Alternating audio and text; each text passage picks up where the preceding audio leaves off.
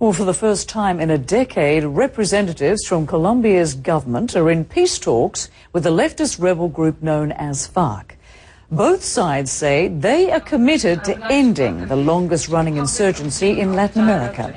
The war has claimed hundreds of thousands of lives. The representatives are meeting in Norway, with later talks planned for Cuba.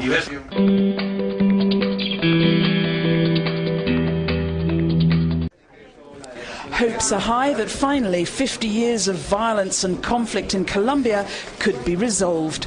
The Colombian government and the country's Marxist rebel movement FARC have completed their first round of peace talks in Oslo, and at a press conference they announced that the next round of meetings will take place on 15th of November in Havana, Cuba. Half a century of armed rebellion has resulted in something of a stalemate, with neither side apparently able to strike a decisive blow.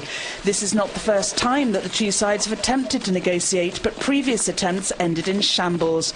This time, however, with elections looming in 2014, commentators hope that the talks can be successful. The meetings are also to be attended by representatives from Chile and Venezuela.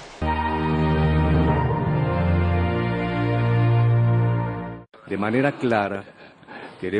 want to recognise in a clear way that the FARC has fulfilled its obligations and the government has too, and there have been logistical problems that have been overcome with the help of the guarantors.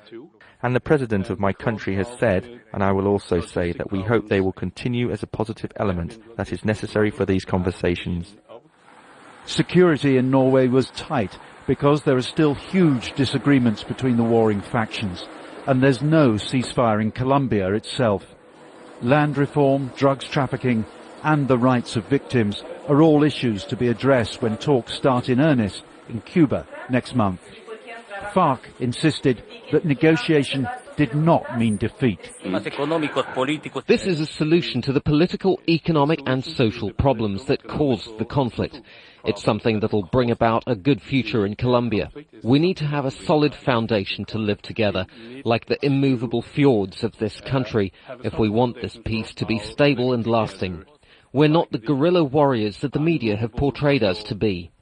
Tens of thousands of people have been killed and millions displaced during this conflict, spanning nearly half a century. A swift resolution will not be forthcoming, but this is the best chance for decades.